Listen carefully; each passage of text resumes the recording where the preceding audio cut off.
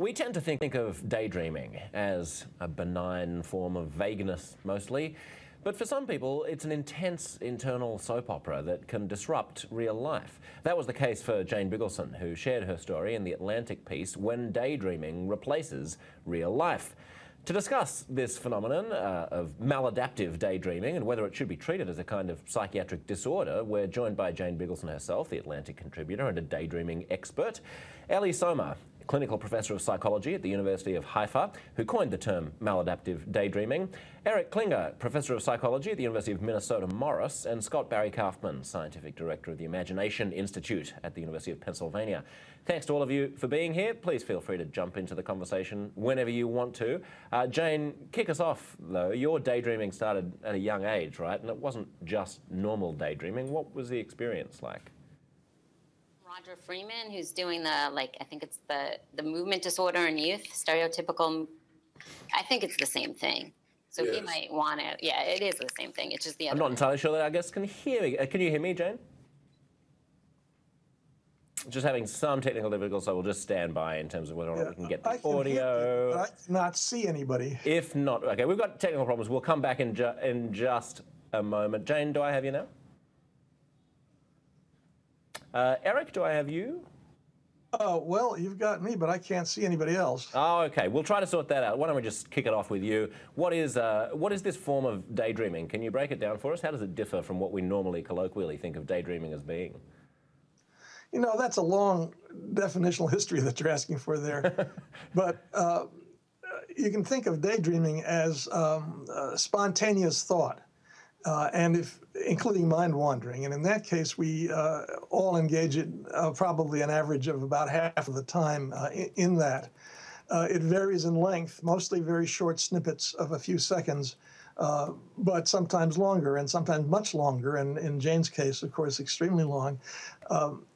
In the sense that the same theme continues, the same plot line continues for a while. Now, if you include all of those as daydreaming, then the kind of thing that Jane is calling maladaptive daydreaming is simply the most fanciful and long-lived per segment end of that continuum. Does that Yeah, absolutely. In other words, is it just sort of a quantitative difference, or is there a qualitative difference between my sense of reverie as I'm walking along the street and the kind of maladaptive daydreaming that we're talking about here? Well, it's both. It's certainly longer, so that's quantitative. But also, it's fanciful in the sense that it does not represent actual reality, I gather. And it is something that seems to be cultivated by the individual rather than being purely spontaneous. I don't know, Jane maybe wants to respond to that. Yeah, Jane, I believe we've got you now. I was earlier just asking if you wouldn't mind explaining what the experience was when this sort of began at a fairly young age. Sure. It went on for as long as I can remember. It started in really early childhood where I would just spin in circles and create stories in my head. I remember particularly vividly one day when I was around 7, watching about 10 episodes of the Brady Bunch back to back, or several episodes of the Brady Bunch back to back, and being upset that they were all reruns. And then I decided, and one of my siblings said to me, well, they're all going to be reruns because they're not making that show anymore. So I said, okay, and I just spent the next 2 hours spinning in circles, creating new Brady Bunch episodes in my head. And back then it was fun and entertaining, and I don't think there was any problem with it whatsoever, other than the fact that I looked really weird, and the neighbors didn't understand why I was spinning in circles on my front lawn. But it was really a positive and enjoyable thing. But as I got older, I learned how to do that daydreaming without the spinning in circles. And that's where I really felt like it began to take over my life. I started to do it in class. I started to do it all night. I would be out with my friends, and I would be half keeping up with the daydream and half keeping up with my friends. And at that point, I really started to feel like it was taking over my life and becoming a little bit compulsive. When you say you learned how to do it, does that mean that it was volitional, that you were willing it into existence, or did it just come against your will as well? No, I mean, it was volitional. I loved it. It was fun. It was exciting. And I wanted to be able to daydream as much as I could. So it was volitional. And again, it was happy and I loved it. But at some point, it just became too much. And at that point, I wasn't really able to limit it. I would get a good story idea and it would happen in the middle of class. And I would be tempted and then I wouldn't hear what was said for the rest of class. I still had a lot of friends and I did really well in school, but it was just exhausting trying to keep up with both worlds at the same time. Scott, Jane isn't alone here, right? How prevalent is this? Well, I don't know. I don't think scientists have really grappled with this completely. You can read these interesting groups on like Yahoo and stuff with people talking about that they're experiencing this. And there obviously needs to be more support and there's going to be more investigation of whether or not it is this sort of qualitative or quantitative difference, because I don't think we know exactly. Something that really struck me from Jean's article in The Atlantic is that she said that when she took OCD medication, she felt a lot better. So it makes me think there is something going on here where you have a normal, daydreaming is normally very a normal widespread thing. We don't want to start hating on daydreaming. Daydreaming can be very valuable, but then when you interacts with some other kinds of things and kind of gets associated to the addiction system, like the dopamine system, you can see that it kind of like hijack the system and it can make it excessive. But there definitely needs to be more research on this. Yeah, Ellie, what do we know about this and where do we draw the line in terms of it's becoming problematic? When I was a kid, I had imaginary friends and, imaginary stories running through my head. I think that's part of what made me creative. Where's the line? Well, the line, I think we need to think about what constitutes psychopathology. I think we're talking here about a unique phenomenon. First of all, to my mind, people are born with a special capacity to visualize very vividly. They report to me that they have a very acute sense of presence with all the senses. So it's a sort of a gift that people are born with. But then when people are so gratified by their inner worlds, they tend to spend hours and hours doing that at the expense of other activities. So when people feel that it is addictive, when they spend a lot of their waking hours daydreaming rather than socializing or doing their schoolwork or being attentive to their other chores, then we're talking about a widespread dysfunction. On top of it, you have this lack of control and this compulsion to do it. So there's something enjoyable that turns into addiction. And frankly, the web is full of forums and websites and blogs of people asking for help. And I get emails almost daily from around the world.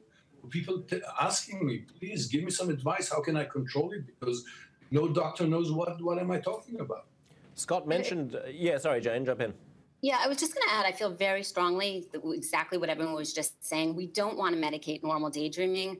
I don't want people who have a great active fantasy life to think they have a problem now if they didn't think they had it before. But it's a continuum of behavior. I've talked to several people who have these wonderful, rich fantasy worlds, and they think they're great, but they can do them for a half hour at a time and then let it go. I wasn't able to do that.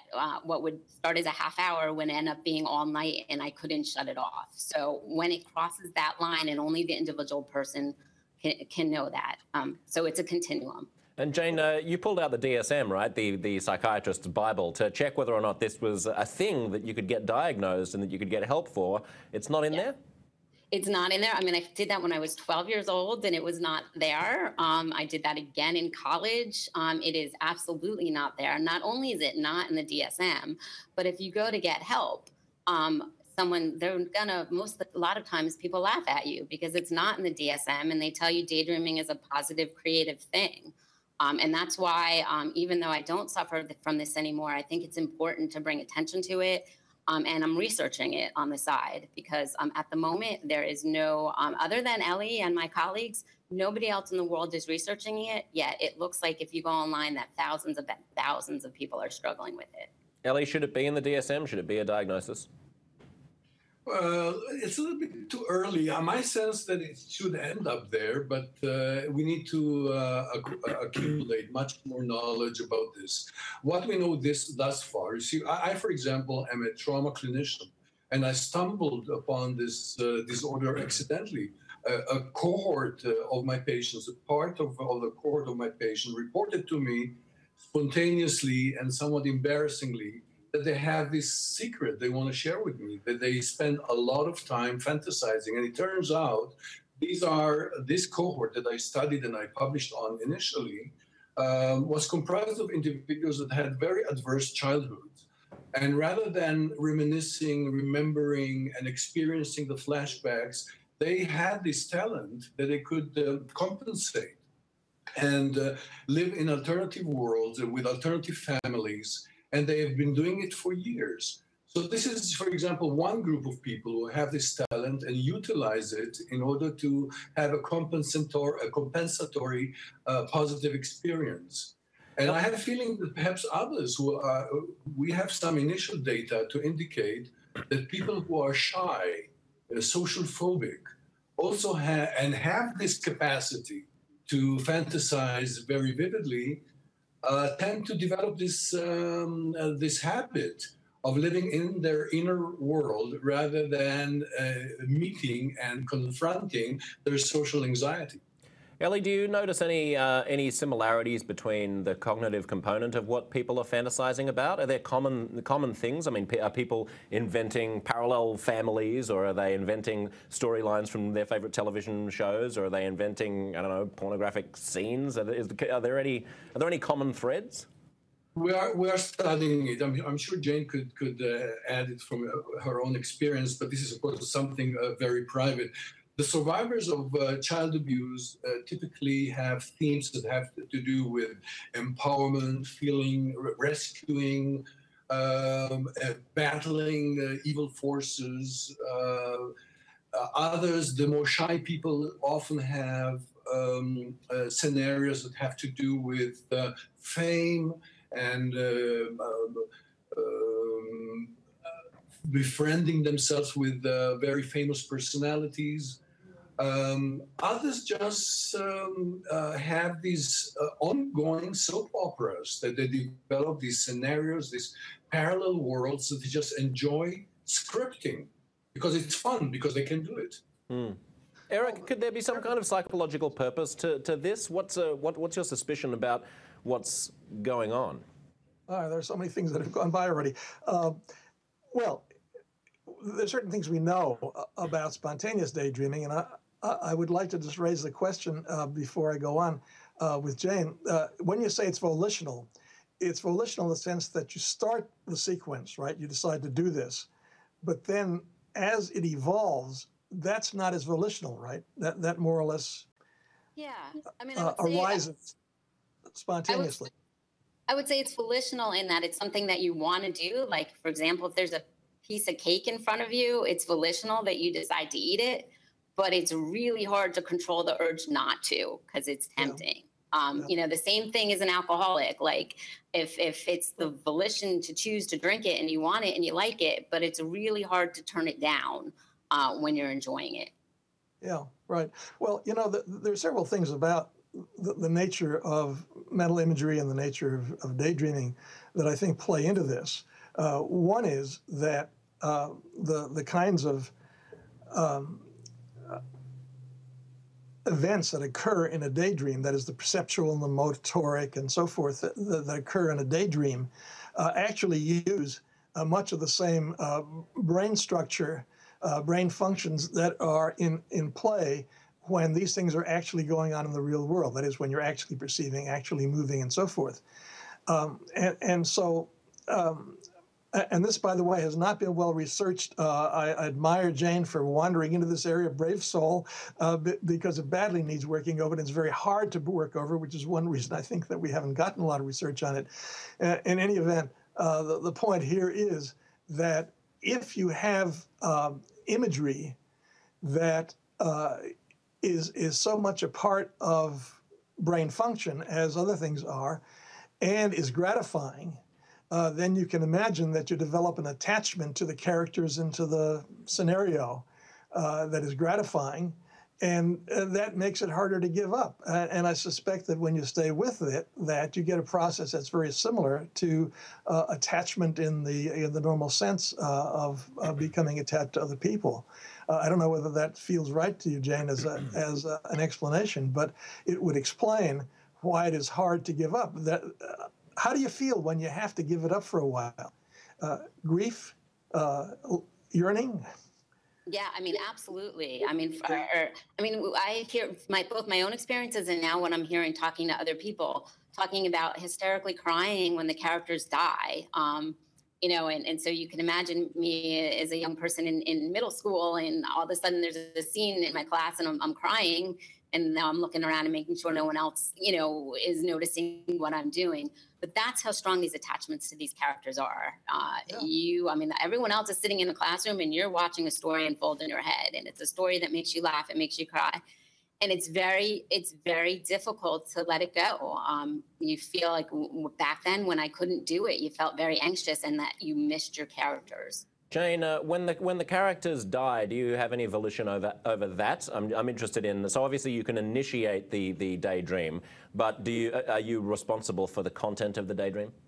You are completely responsible for the entire content. So why would you kill a character if you love the character and it's going to make you sad? I don't know. I think there's something the same. Why do they do that on soap operas all the time? There's something cathartic about it. You kill them and then you bring them back. Because they're manipulating you, Jane. They're manipulating you. I'm not sure. It would made it, you're trying to make it a more exciting show. So, but you kill them one moment and the next minute you bring them back.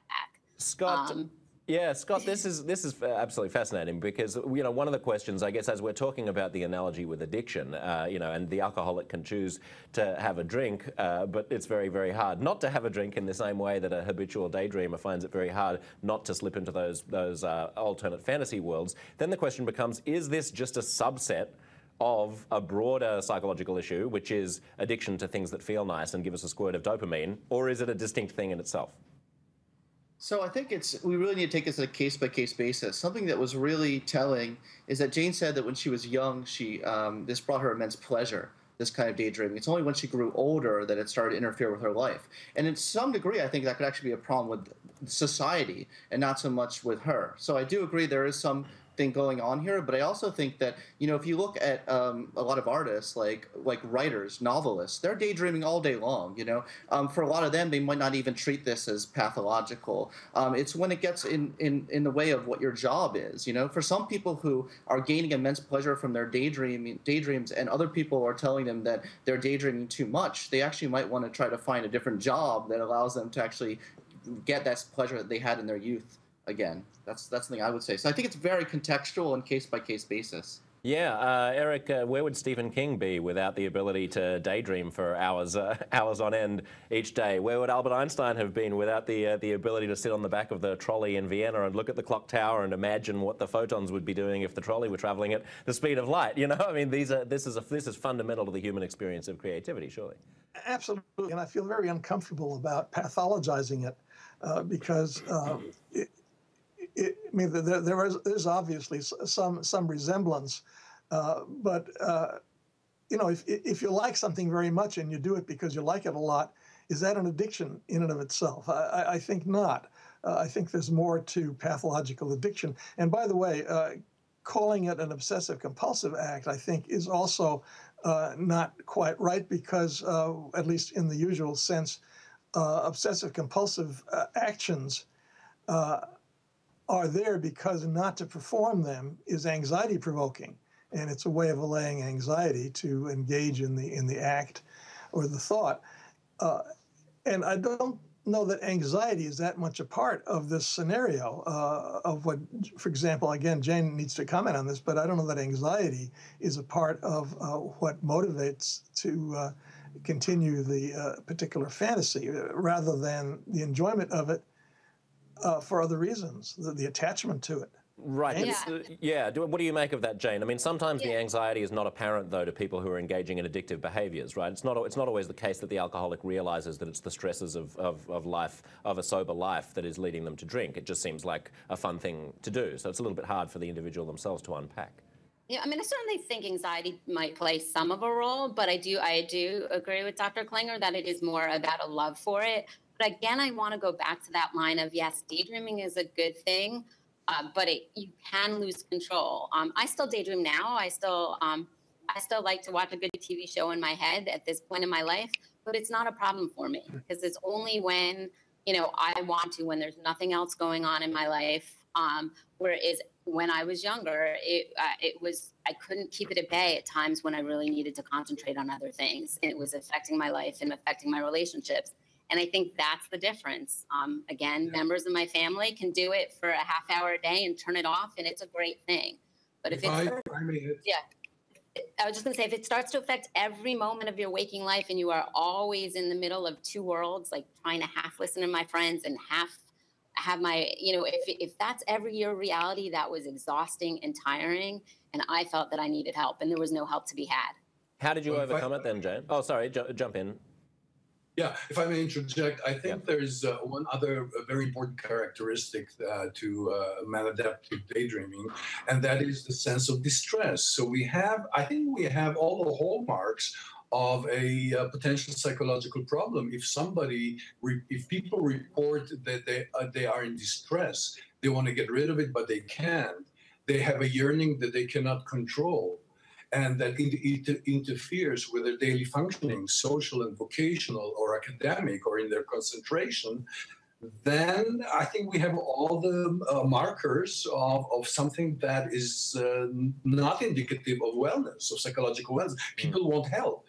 It's not that people would not have asked for help for something that they purely enjoy. So it's a mixture of a pleasure and something that has become, has grown out of control. And I guess, Ellie, that's a fundamental component of addictive behaviour, right? The desire to change the behaviour and the inability to do so. You could have two people who smoke exactly the same amount of weed, but if one of them is perfectly happy with it and it's not having a bad impact on their life, and another person wants to stop but can't, then it's the latter person who has the addictive problem. Absolutely. And to treat it, you need not only to treat the addiction, but also the underlying problem. The shyness, the underlying trauma, the underlying motivation to prefer the fantasy world to the real world. So, Jane, how did sorry, feel free to jump in. Who is that? Eric, jump in. Saying that it's the underlying problem that really is the key here. The daydreaming fills in.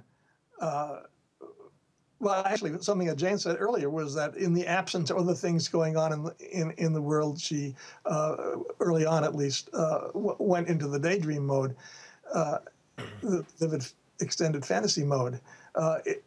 What else is there in life that competes with this? People are making decisions, and I would dispute that there's a lack of control so much as people being tempted to make decisions in a certain direction. And those decisions may disadvantage or they may not. I don't know. Given Jane's increasingly illustrious past and career of achievement, I have to wonder how disadvantageous this has been to Jane. But in any event, it is a choice, right? It continues to be a choice. And well, I mean, isn't part of the point, Eric, that it's not a completely free choice if the person wants to get some control over it and finds it difficult to do so? Can I ask Jane a question? Yeah, please. Jane, in your everyday life, do you have poor attentional control across the board? Like, do you have trouble in general focusing on the outside world? I just am wondering. It's the exact opposite. I sort of need to always have something that's hugely taking my focus. So I have intense and super focus, but if there's not something to focus, and this is true to this day, even when daydreaming is not a problem, if there's not something really serious to focus on, then I get bored very easily. Oh, wow. So, it does sound like it could just be like a general dopamine issue. Like, you just might have like higher levels of like the higher need for stimulation in general. I mean, there's lots of things going on here that we don't need to pathologize necessarily, but we can like understand, you know. Jane, yeah, when you were talking about the fact that that it's not an issue now, how did you overcome it? If as you say, there's so little help. Yeah, so I mean, I went to doctor. Everybody just kind of laughed at me. You know, read the DSM, all of that, found nothing. Finally, I just insisted that a doctor put me on medication. There's a lot of OCD in my family. So he's like, okay, why not try it? And it worked for me. Again, I didn't stop daydreaming, but control never became an issue. At that point, from then on, you know, I did it when I wanted to and not when I didn't. And that was almost 20 years ago. And again, as I still daydream, but it's completely in my control. I only got into this subject area again was a friend called me to tell me that her daughter, or someone who used to babysit me, she said, you know, I remember when you were spinning in circles and I didn't know what you were doing, and now my daughter is doing it. So I got online to do some research for her, and that's when I found that thousands and thousands of other people were reporting exactly what I had been feeling, and I had spent my life looking for those people. And all of a sudden they were there. And now they're emailing both me and Ellie begging for help. And I did compensate. I overcompensated for things. But the people that I'm talking to, you know, some of them are failing out of school. They're getting divorced. It's really having an impact in their life. Oh, yeah. What's your message to them, Jane? That there is help because I've overcome it and that they're not alone. And I do believe that they are creative and smart. But I understand that they're suffering and that therefore people need to research it so that they can get some help. Jane? We are conducting some good research now, and for example, we've developed a maladaptive daydreaming scale that has excellent validity and reliability and is able to discriminate very well between maladaptive daydreamers and others. So we hope to be able to publish some good research that will help clinicians to identify this issue and offer good help to these many individuals who are asking for assistance. Ellie, good luck with it. Jane, thanks for telling us your story. Eric and Scott, thanks so much for being part of the conversation. You can stay tuned, of course, to plenty more conversations coming up right here on HuffPost Live.